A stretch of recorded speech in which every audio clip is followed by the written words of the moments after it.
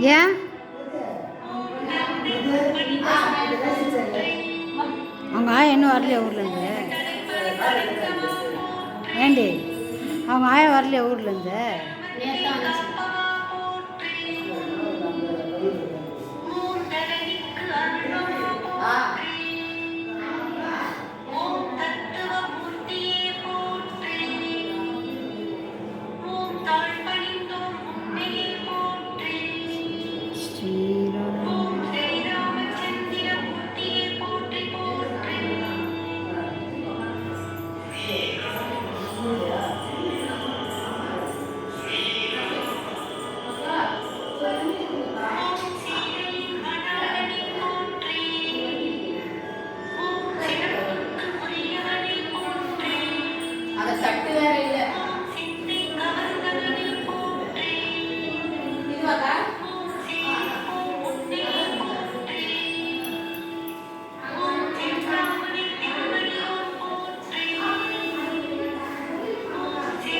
ஏய் உன் புள்ள சிரிக்கிறாண்டி என்னை பார்த்து பார்த்து.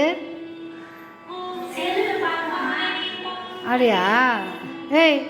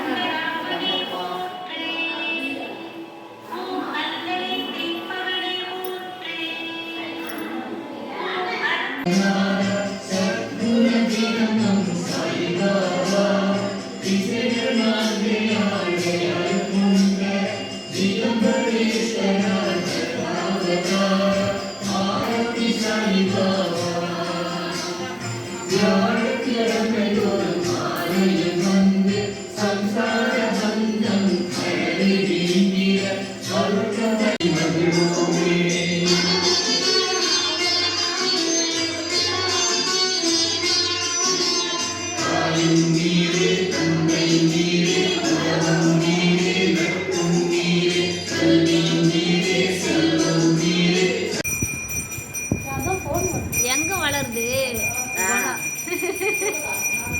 ஒரு 10 பேர் சோறு போடுறாருல, ஆனால் அவர்கிட்ட வளருது எப்படி 10 பேருக்கு சாப்பாடு போடல? சுயநலமே இல்லாத. ஆனா இது கூட 4 நாய் சேர்ந்தா கூட சைலண்டா விளையாடிட்டு போதுமா? ஆனா நாய் வரக்கூடாது. குறைச்சாலும் வேற நாய் வந்ததுக்கு. ஆமா, அவியக்க வீட்டுல யாரா இருந்தாலும் ரோட்டோட ஃப்ரெண்ட்ஷிப். கிட்டத்தட்ட ஒரு 4 நாய் விளையாடிட்டு பிடிக்குமா? இப்போ இவனுக்கோசம் அவனை திட்ட முடியாது, அவனுக்கோசம் இவனை திட்ட முடியாது. அதுக்கு பாபா சொல்றாரு, அண்ணா ஏன் அனாவசியமாக கூச்சலையும் குழப்பத்தையும் உண்டாக்குறீங்க? கூச்சலையும் குழப்பத்தையும் உண்டாக்குறீங்க. அவர் திட்டினதெல்லாம் உங்க அம்மா அவனுக்கு முத்தம் வச்சு அப்படி இருக்குமோ அது மாதிரி நினைச்சுக்கோ. ஒரு தாய் முத்தம் விட்டால் அந்த அது எப்படி இருக்குமோ, அன்பா இருக்குமோ அந்த மாதிரி நினைச்சுக்கோ. அதுக்கு எல்லா சந்தோஷத்தையும் உனக்கு நான் கொடுப்பேன், அவனுக்கு நல்ல விதத்தை நான் கற்றுக் கொடுப்பேன் அப்படின்னு ரொம்ப திறமையா 2 பேரும் சண்டையும் பாபா நிறுத்தினாராம். அதுதான் சொல்றாரு சாய். யாராவது நம்ம கிட்ட சண்டை போட்டாங்களாம், அனாவசியமான வார்த்தைகளை பேசினாங்களாம், திரும்ப அவங்களோட வாக்குவாதமோ குழப்பமோ சண்டையோ போடாதீங்க. அமைதியாக அந்த இடத்த விட்டு நீங்கள் வந்துட்டீங்களன்னா உங்கள் கண்ணு முன்னாடி அவங்க படுற கஷ்டத்தை நீங்கள் பார்ப்பீங்க. இப்போ நம்மளை வந்து ஒருத்தவங்க அவசரமாக திட்டம் பொழுது நமக்கு வலிக்கும், அழ வரும். அப்போது பாபா சொல்கிறாரு திரும்ப கேட்கக்கூடாதுன்றார்.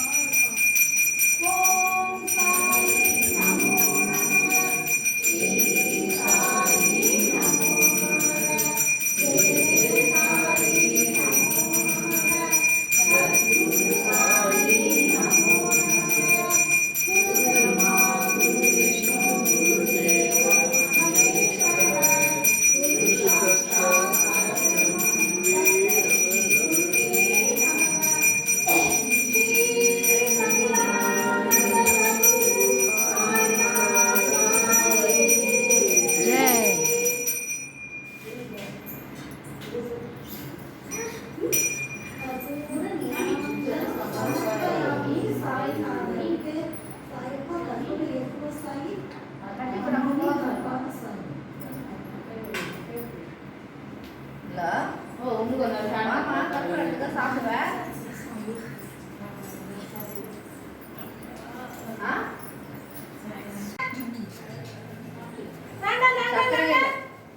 திட்டமா போட்டுருக்காங்க, சக்கரை திட்டமா போட்டுருக்கீங்க.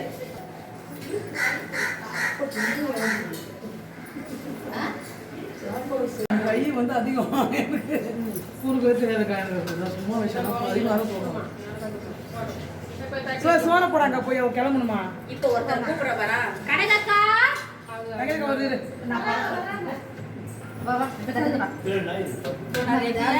ஒரு வாய் அப்படியே சாப்பிட்டு ஓடிடலாரு.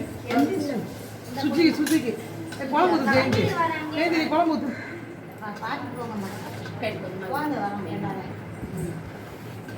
கத்திரிக்காய்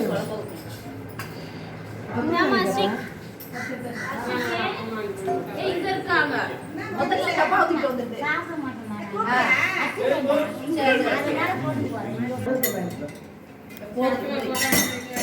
சுகர் பேஷண்டா தான் இருக்காங்க.